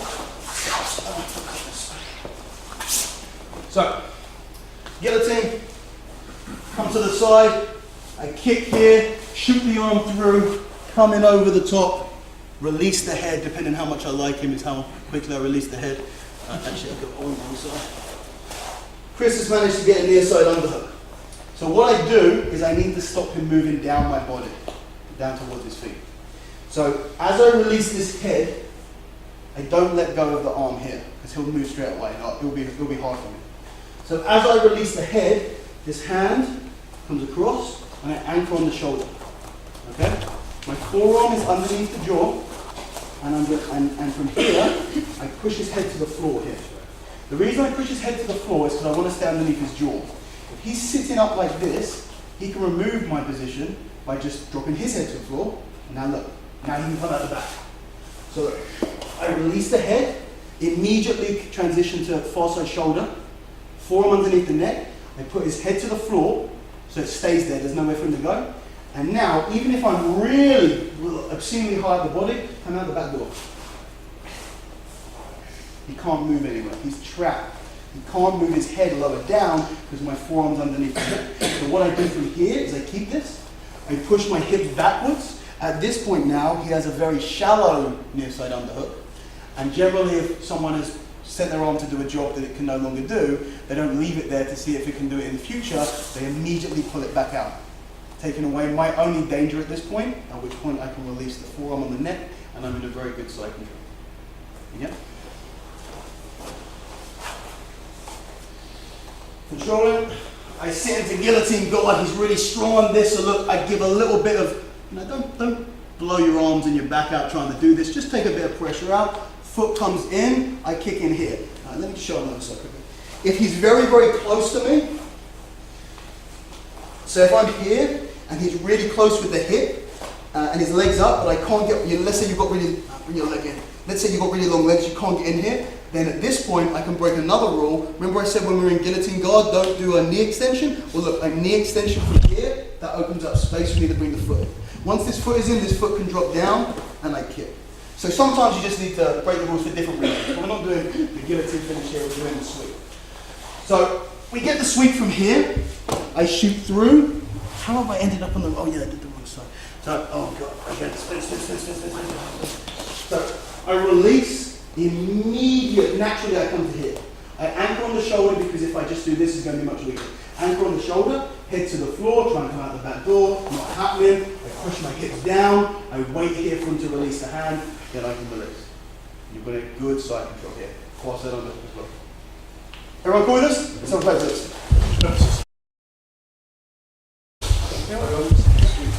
So you can use this in different ways. So I've just shown you the basic principles of this. Do you want the far side underhook, that you might end up with an opponent having a near side underhook.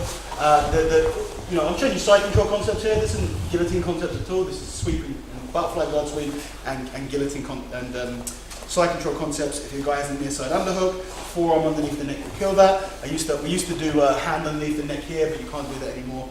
Apparently, I don't know why. But forearm underneath the neck works very well anyway. Any questions on this? Yes. If he takes his hand out to post you, then just go back to finishing the guillotine. He almost certainly won't. Generally, if someone thinks that they're not going to get guillotine because they're defending, they will prefer not to get guillotine. They'll give up the sweep. Yeah, exactly. When you have both hands here, the reality is that hand that he would want to post with is not doing much to stop the guillotine. You know, it is this arm here, always the hand on the side that my hand ends up on across the neck, which is the powerful defending arm, which is why that's the arm that you're going to grip fight with. But the reality is, when you are not being guillotined because your hands are doing something, you're not going to go, you know what, I reckon the right hand's got this, left hand's got this. It just doesn't do that. It goes, you know what, I'm not getting guillotined. Will someone step up on the leg on the side that you're making? Fear is a powerful ally. Okay. Really step up. People are scared of getting. This happens very quickly, guys. You know, this is the thing is he thinks that you're trying to crank on the neck to get the finish, right? The actual sweep itself is very, very fast. So we're here. You know, he knows we have gone for a guillotine. He defends with both hands. You know, we go here. We're on the back. He's defending a guillotine from here. I'm starting to crack. He's still defending a guillotine. I come underneath here. That's it. How much time does he have to come up on the? The reality is not a problem I've ever seen. I don't actually believe that he can get his hips high enough from that angle to even come onto a knee.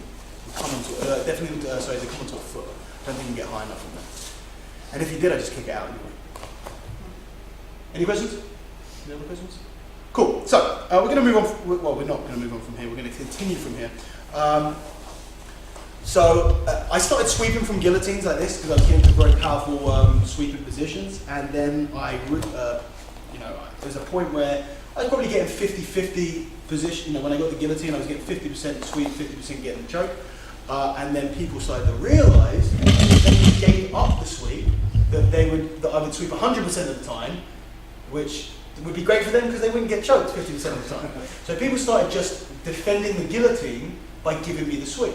Now I was okay with sweeping people when they were genuinely trying to not get tapped, but when they were giving me the sweep, that started to upset me.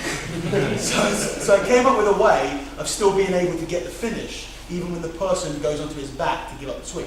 Because the problem you have with this position, what was your name, sorry? Ben. Just come. Yeah, cool. So I get the guillotine. Let's imagine he hasn't defended. So he hasn't got there in time with the hands. I've got everything right, and he's going to go, you know what, I'm just going to give him the sweep, and then at least I can carry on. So I go for guillotine guard here, and Ben just falls to the side. Okay? This is not as, that was quite dramatic. People generally don't go quite as dramatic as that, but he gets it. I like that he committed to it. It's not the right idea. So the problem with this position here is that the angle that I'm trying to, so if I try to put the guillotine on from here, it's not nearly as strong as when we're doing it normally. The angle of here is very, very weak compared to the lifting up here. Very, very different angle. So what I came up with is, you still want, the principles are exactly the same. You still want the hand to be lifted up into the neck, but the crane no longer works from that angle, okay? So instead, I have to change the position. So instead of lifting the hand up, I'm gonna come around and push the hand up, okay? So we do a full 180 switch here. From the elbow high, the elbow is now gonna come low, and I go from the hook in pull to a pinch. Now the reason why I have the thumb involved now is because when you pull something, you can go without the thumb, but if you push something, it will slide off. So I pinch the exact same place. I don't go fingers, I don't go wrist. The exact same place over the meaty part of the hand that I was covering when I was lifting. I now pinch and I go to push. Now the important thing with this, we'll just walk around here a little bit. So the important thing with this is that you get that elbow all the way around. Okay? Because some people, they'll switch and they'll be the elbow here and they're just curling this. But look, I get this elbow to here and then push it in. And now I have the ability to generate force at that angle again. It's very, very sneaky. Okay? So I started doing this and I started tapping people again. Now, so was it John? Ben. It's just a shot. Close. It's a name. It's a name. So Ben. So if Ben rolls onto his back and to purposefully give up the sweep, so he'll roll onto his back and stop because he wants me to come on top. In that case, I can do this choke, no problem. Okay? The reality is, most of the time, people won't do that. They'll roll onto their back and they'll keep rolling. That's what Ben wanted to feel. He wanted the roll and he wanted to continue the roll. So, for example, come onto your knees. I sit back because you're just going to sit to the side, but he's going to roll and he's going to try and turn into me. Yeah, exactly. This is bad now. I've really lost a lot. So, if the person falls flat on his back and stops, then you can just switch the hand and finish. But if you want a high percentage of this, then you need to stop the person from being able to walk away from you. Okay? So look, this is where the assistant's leg comes in. So I have my guillotine position here, the leg's in over the top. And Ben decides that he's going to give up the sweep. I feel him starting to do this. So I slide this leg down as he sits to the side. Okay? And I catch the ankle here. Now Ben can't move anywhere. But not only that, is the angle is much nastier on his neck. You see how his head's starting to go very red right now? If I release it, look how the colour starts to come back to the neck. Okay? Because from here, there's less pressure on the neck because his body's relaxed. But also, it's harder for me to get to the correct position to get the thrust guillotine, I call this. However, when you have the leg trapped, he's twisted, turned into you. So because he's twisted, he's curled up and he's choking himself already. And he's closer to you, so it's much easier for you to get into position to get that. Because you want this uppercut. You don't want to curl here. So look.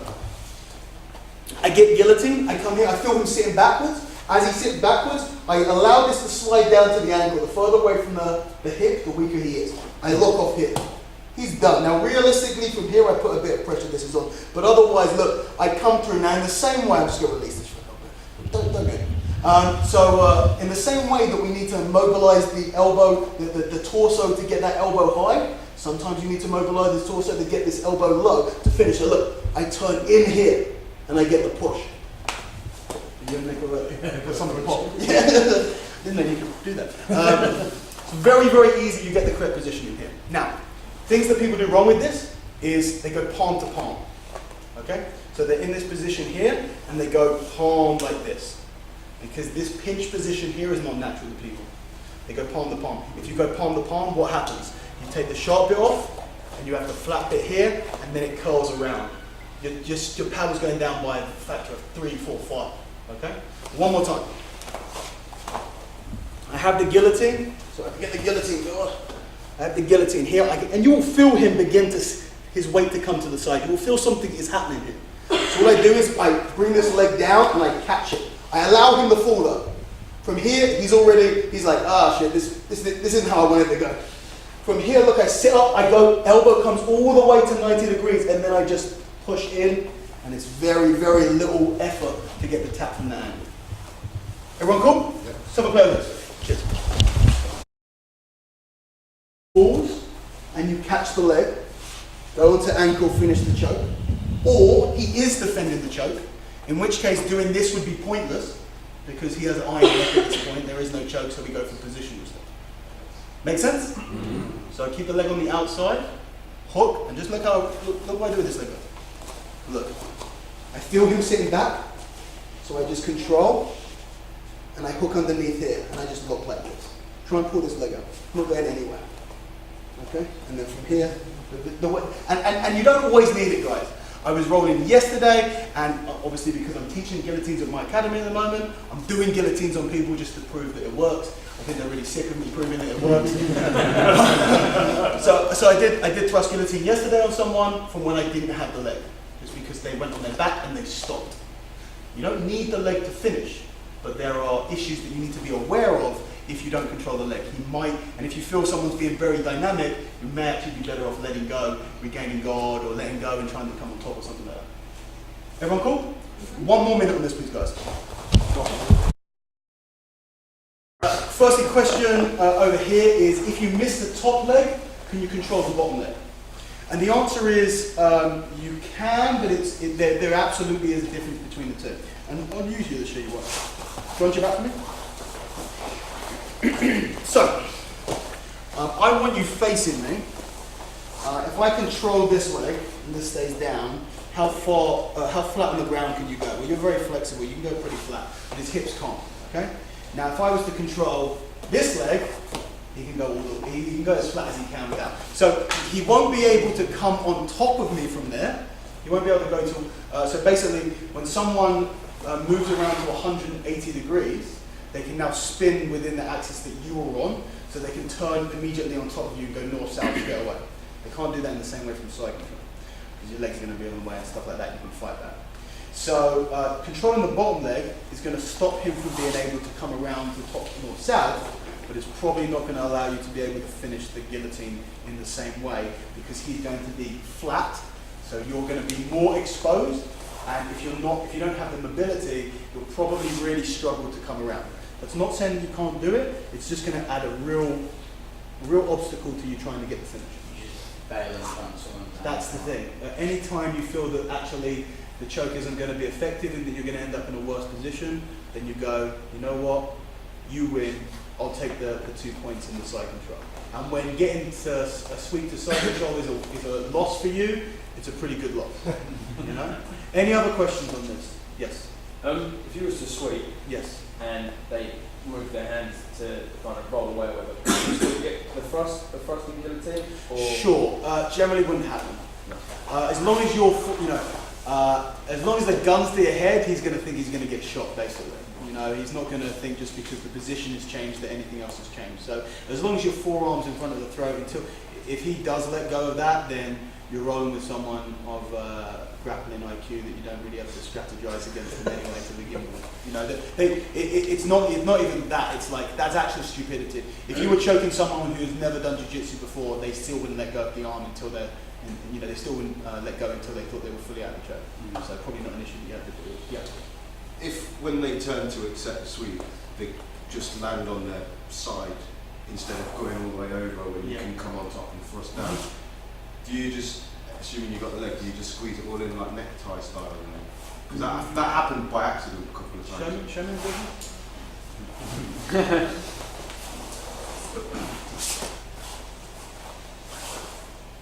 So the kind of gets stuck here. Yeah.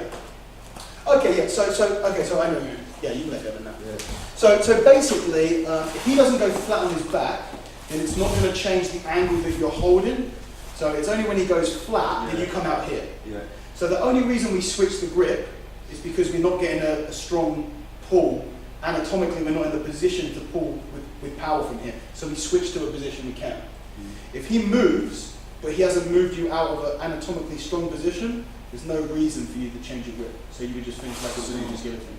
Or, so you keep the leg squeezed in and just crunch it all together. Yeah, I would just, yeah, basically. Yeah, I would continue to put the pressure on in the same way. Anyone else, any other questions on this? Yeah. Do you always guillotine on the same side? Or you No, I do always guillotine. I don't always guillotine on the same side, but I guillotine on my right side 99 times out of 100. Is it good practice to know? I mean, do most people... It's obviously good practice. Yeah. It's very good practice to do everything with both sides. Yeah. Everyone will tell you that, and I don't believe that there's anyone out there who doesn't have a favourite side. Yeah. No one. I would probably say that I'm 10 times better at guillotining on my right than I am on my left. Yeah. But then I have strategies for being able to guillotine on my right even when I should be guillotining on my left, which I might gloss over very quickly at the end of this. Any other questions? Just about the catch. Yeah. Well, we're kind of... Oh, we're not finished. I'm still got more techniques. Any questions related to this technique? I'm going to ask you for more general guillotine questions. I assume that's a general guillotine. Yeah, we're not done. I've still got another technique. Any questions on the technique? No? Cool. We'll move on. So basically, I just wanted to show you at least one more thing. Yeah?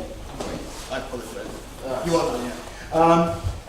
So basically, I've been doing this thrust guillotine for years, maybe like 5 or 6 years, maybe even longer than that. I've been doing this thrust guillotine, and I've only been doing it from this position. And about a month ago, when I started going over guillotines again at Mill Hill, I actually realized that I've basically been using nuclear fission to power a calculator battery. I was using something very powerful to a fraction of what it can be used for, and actually the application of the grip adjustment to the thrust is very, very versatile.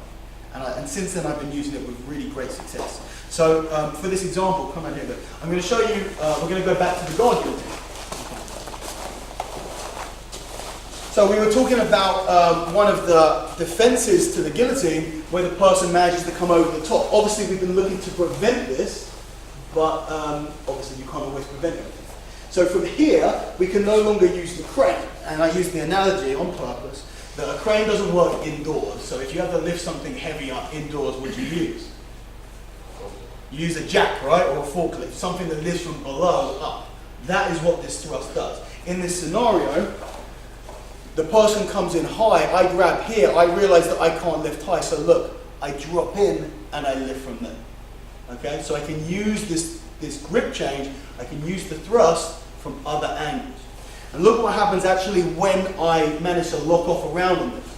So look, again, I'm dropping low from here. Basically, you need to make sure that the elbow is on the inside of your hip. If it's on the inside of your hip, when you sit into guillotine guard, it will secure it and it will rip his head clean off.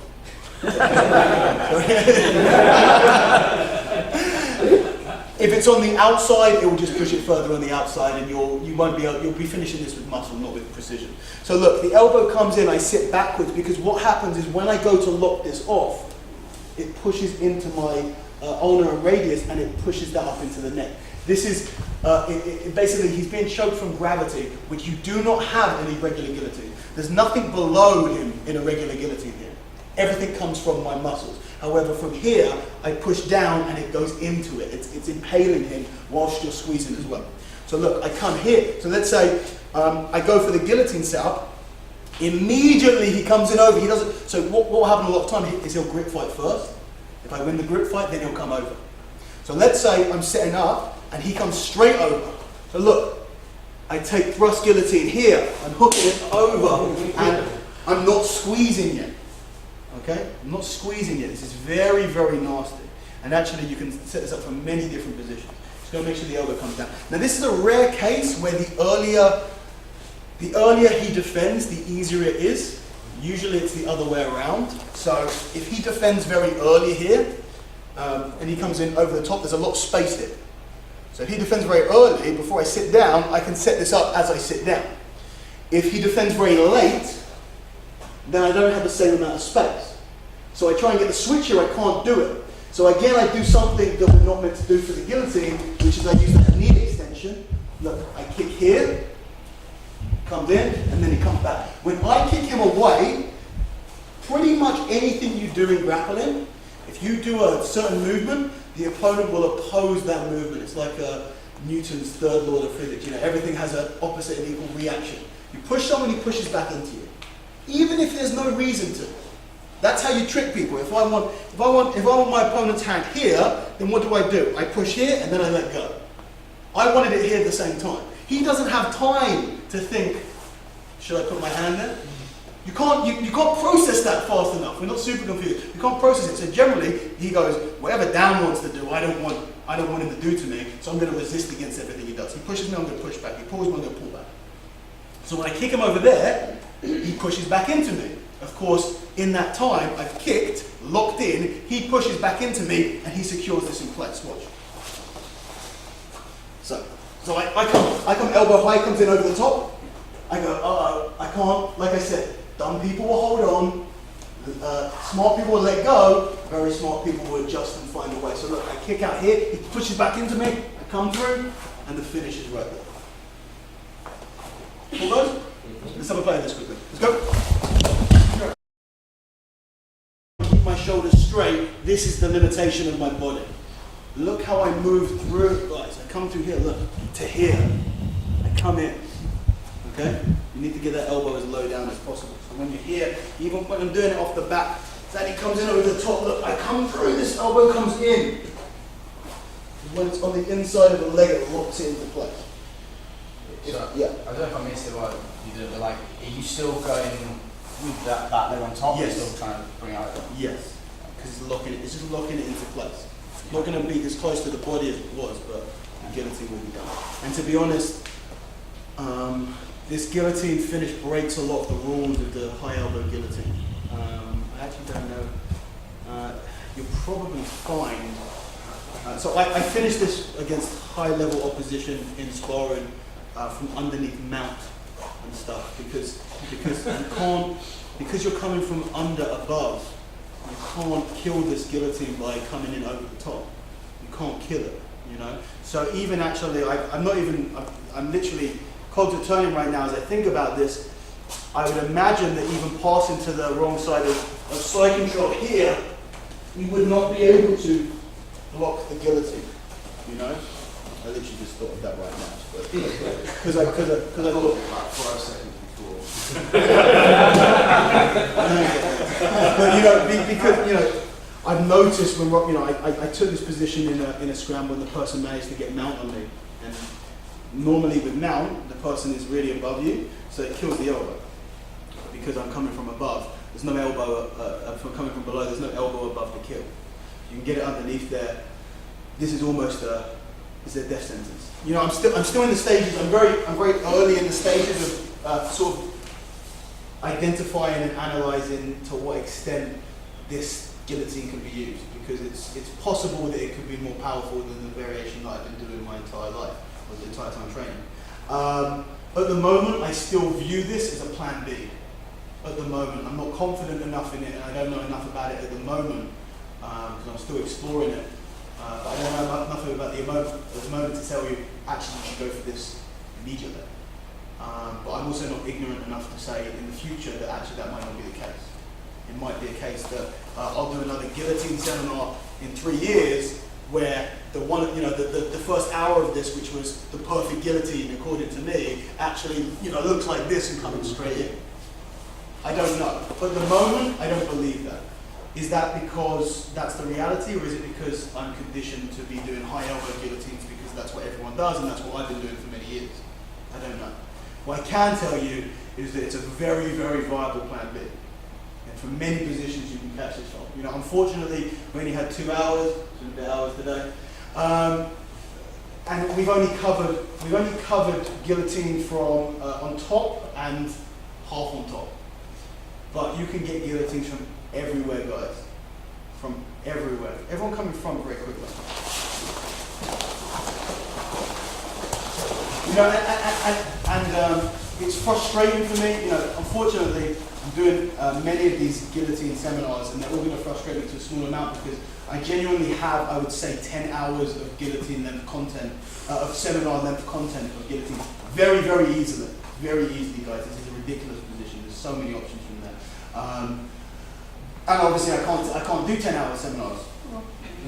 But I can't do them in one go. You have to do them over a couple of days, which I might do at some point. I do intend to release a DVD with everything that I have on guillotines at some point, maybe this year or next year.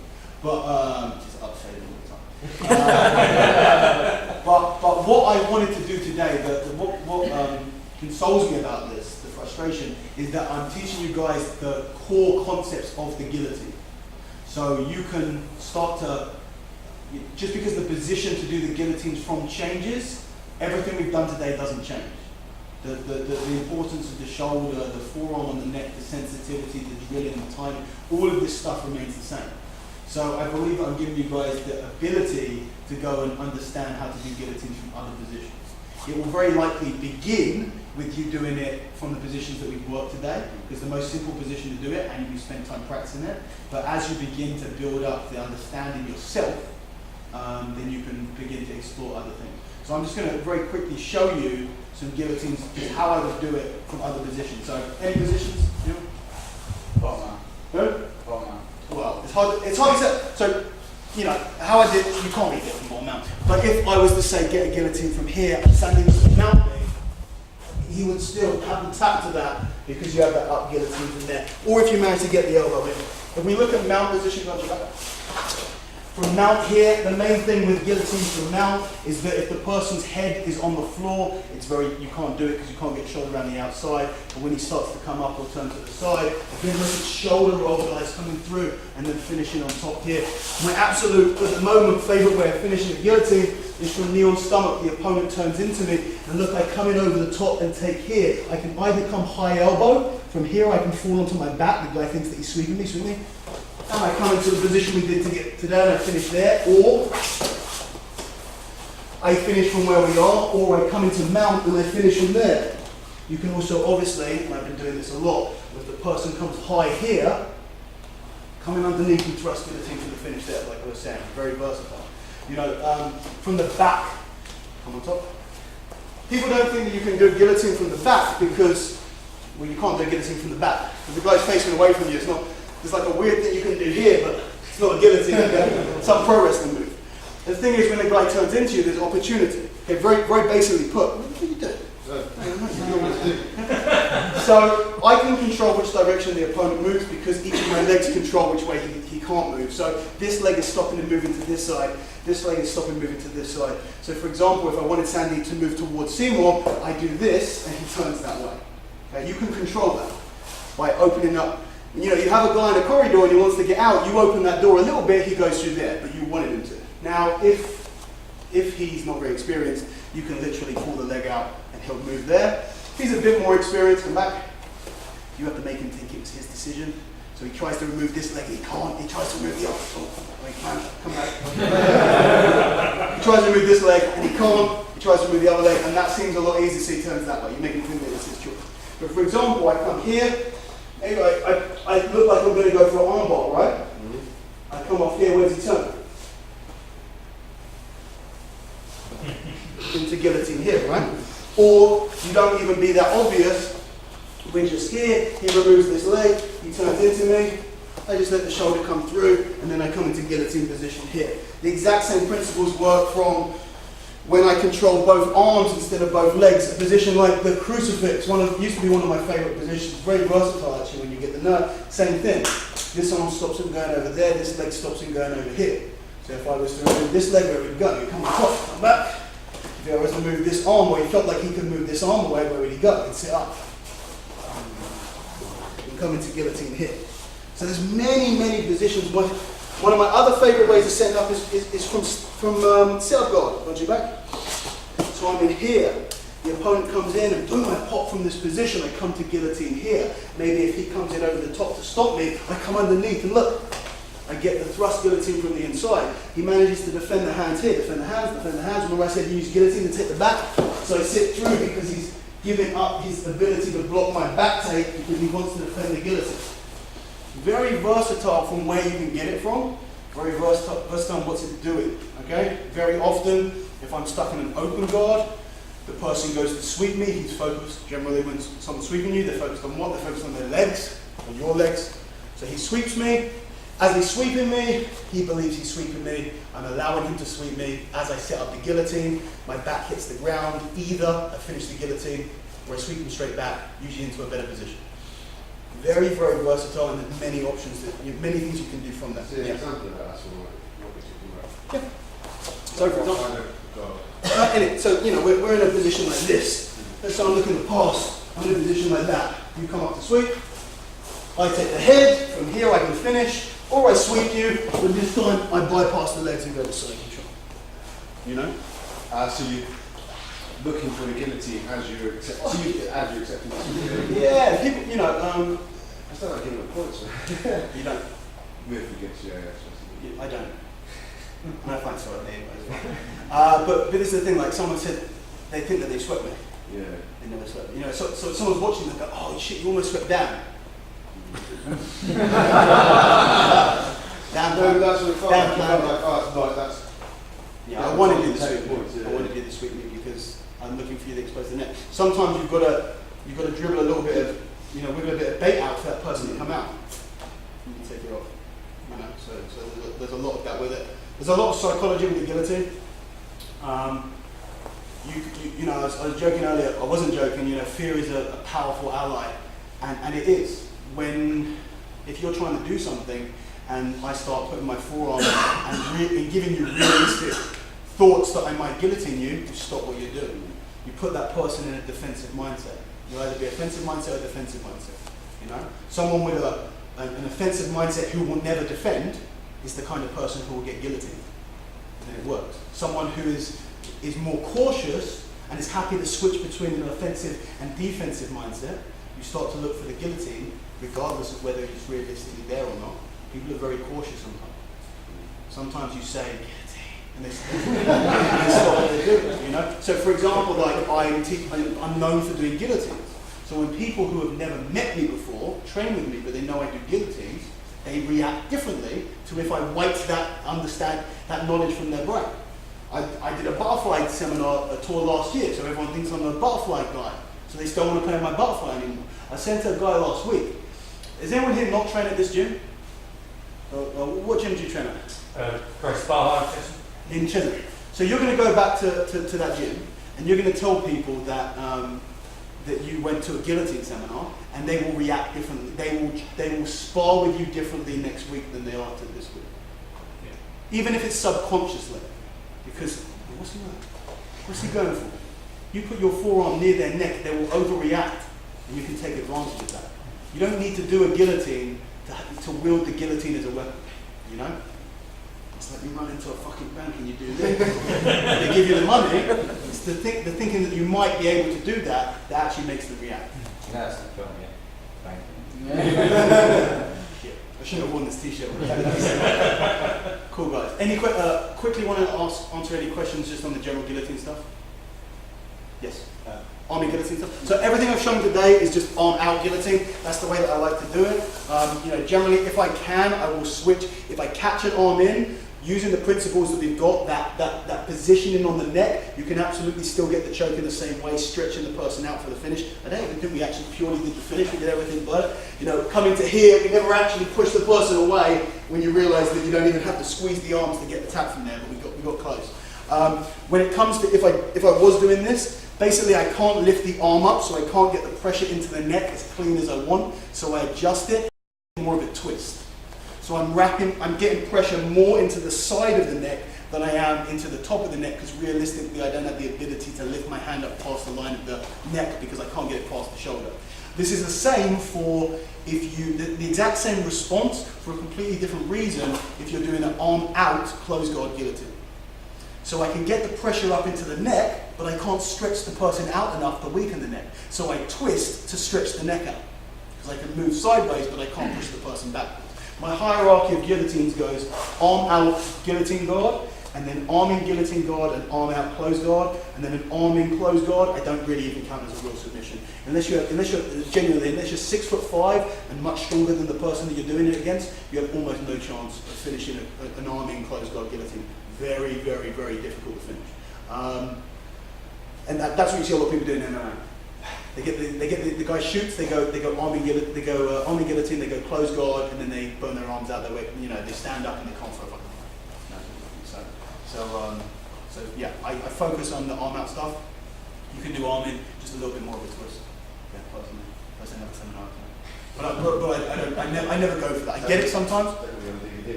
Maybe, yeah. Yeah. The last, Seymour came to the last guillotine tour, the last guillotine seminar I did, probably like 4 years ago or so, and I covered a lot more of that stuff. This is a little bit more specific for the arm out stuff. I think it's a lot more powerful position, a lot more versatile position. Any other questions? Dan, just a word on your connection between gi-based chokes and the guillotines we did today. It's a connection that I think is important for you to make. Yeah, so, for me, if I'm honest with you guys, I train, I would say, the percentage enough to say that I'm exclusively no gi. I don't do any gi training. I think I trained gi maybe 4 times last year, so it's not very often. That's just my personal preference. At the moment, it doesn't injure me as much, but I did train a lot of gi. And the way that I developed my speed and timing for the setups of the guillotine came from doing loop chokes in the gi. The loop chokes came before the guillotines. If actually you look at the drill that we did right at the beginning, you're looking at a loop choke, right? Hands in the collar, that's the forearm in here. Hand comes to the back of the head, and we pop down to here, and then we fire through. It's a loop choke setup, and I did a lot of loop chokes when I was a blue belt, purple belt. That was my move, that was my go-to finish. And then because I was training more gi than no gi, and then when I did no gi, I was still hitting the same movement. Obviously the loop choke wasn't there, but the setup to the guillotine was. And then the guillotine went on from there, and then I became more of a guillotine guy, and as I did more no gi, the loop choke stuff started to fall to the side. Me personally, obviously I do finish people in the gi with guillotines, not to the rate that I finished them in no gi with guillotines, because it's just a lot easier to get the hand into position. But I know a lot of people who do get very high position, people that I've taught in no gi who have then transferred that over into gi and been very successful with the guillotine stuff from the gi. But all of the principles, attacking the neck and all of this popping stuff, even if you're not able to control it, the main thing really, guys, is I've given you a lot of knowledge today, but knowledge is a very small part of it. That's stuff in the mind. You need the stuff in the body as well, and that is the sensitivity. I've been teaching guillotines for 4 weeks now at Mill Hill, and we have covered the same amount that I did in 2 hours today. So in 20 hours at Mill Hill, we've covered the same that we did in 2 hours today. The reason for that is I make them do it so fucking much, because to build the sensitivity. Because the problem that you have is that, and this is the second cycle that I've taught guillotines in Mill Hill. The first time was very basic stuff, and I see a lot of people holding on to guillotines from shit positions, trying to finish guillotines that aren't on. So the second time I did it, really focusing on, actually guys, it's all about being very precise with this. Because people would get crap positions and just crank on them, and it's about building up the acute awareness of actually, I don't need any pressure here. I can be very, very accurate, very precise, and very efficient with this, because there's no point going for guillotines. You need to be able to, your body needs to be able to tell you whether you've got it or not, because then you can start to work out what you're going to do. Okay, I've got the head, but I don't have the guillotine, I'm going to sweep, I'm going to take the back, I'm going to pass, I'm going to do something else, I'm going to, whatever. But you need to know the difference between the two, so it's so important. We spent 2 weeks doing just the popping drill and just practicing holding the chin strap. 2 weeks, standing up, down here, just working on getting that forearm, finding out the position, getting really building that connection between that part of the wrist and the brain, knowing instinctively whether you've got it or not. So when you sit back for a guillotine, you know. And that just comes with time. It comes with drilling, and it comes with going for guillotines and sparring and practicing this stuff and being very conscious and aware of what you're doing whilst you're doing those things. Yeah. If you catch that chin strap from when someone's turtled and there isn't the space for you to go in because they're able to wait for the guillotine guard, where would you go to finish that from there? So if to be honest, if the person's this tightly turtled, I'd probably just take the back anyway. But if not, then I might lift up. I didn't go over this today, but just very, very briefly. If you want to go from a turtle position into guillotine guard, the big mistake that people make is they sit backwards. They do this. Here, you sit over your own leg. So for a second or half a second, you can't move your hips. So if the person's smart, as you sit backwards, he passes the guard, because I can't move from there. So you don't want to sit, you never want to kill your own mobility. So what you do is you step out and you flank them. So look, I come here, and I come out, and I come in. That means the person can never get to the outside of me, and I'm never killing my hips. So if I was in that position, if I did get a chin strap from here, look, I start pulling you up, I start opening, and then I come from this position, and I'm into my guillotine from there. Yeah? Generally, if someone's turtled that tight, you won't get the chin strap. You won't get the hand on the inside. If you do, that control that you have of the head, you can rip them apart anyway. Anyone else? Off topic completely, sort of. At your academy then, do you just teach no-gi or do you have someone else teaching gi? I just teach no-gi. Between Ed Ingram-Else and Nick Brooks, they teach the gi classes. Okay. Yeah, I do all the no-gi classes, apart from the one that is on right now. Finished half an hour ago. I do all of that, yeah. But I just teach no-gi. And all my seminars are no-gi as well. I used to do a little bit of gi seminars, but I've got to carry more stuff. I do. That was probably gi stuff. Anyone else? Actually, Barry, if you're interested to attend Daniel's class, you can drop in, but he runs his own membership scheme, so you don't have to do the gi lessons if you're already happy with Chesson. You can just attend the Raspberry 8. Yeah, I have a lot of people who train gi elsewhere and just do no gi with me, because it's the membership is separate from the gi membership there. So you can shoot me a message with that if you're interested, if anyone in it. Everyone else cool? Can I ask you a question about grip training? Yeah. So your videos are put on Instagram. Thank you. That's really cool. You're following that a lot. And I remember you saying, I've read a bit about grip training, that it's very specific to the type of grip that you train. Sure. So like pinching is different to crushing, Yes. different to squeezing, Yes. blah, blah, blah. I've been trying to work like primarily my lower grip gi Yes. grips, so I've been getting like like the fat grips. Yeah. I've been putting them on like a fat rope and then on my chins from them with Yeah. I know you're talking about like the straight on. Yeah. Parallel. Parallel and the angle on the hand. Yeah. Is it a bit like training? Do you know like conjugate training, right? Sure. Like West Side style training where Yeah. you get different max effort lift every day. So Yeah. and you don't fatigue for that Sure. too much. Can you train at different crushing or pinching or whatever every day? Yeah. So it's a good question. The grip has the ability. The forearms and the hands have the ability to recover much faster than any other body part. We have really great circulation in the arms. So you can hear it. You've really got to listen to your body. I do believe in that. I've spoken to a lot of people who said that you can train grip every day. People ask me if I train grip every day. I don't. I probably train grip 3 or 4 times a week, but then I roll on the other days.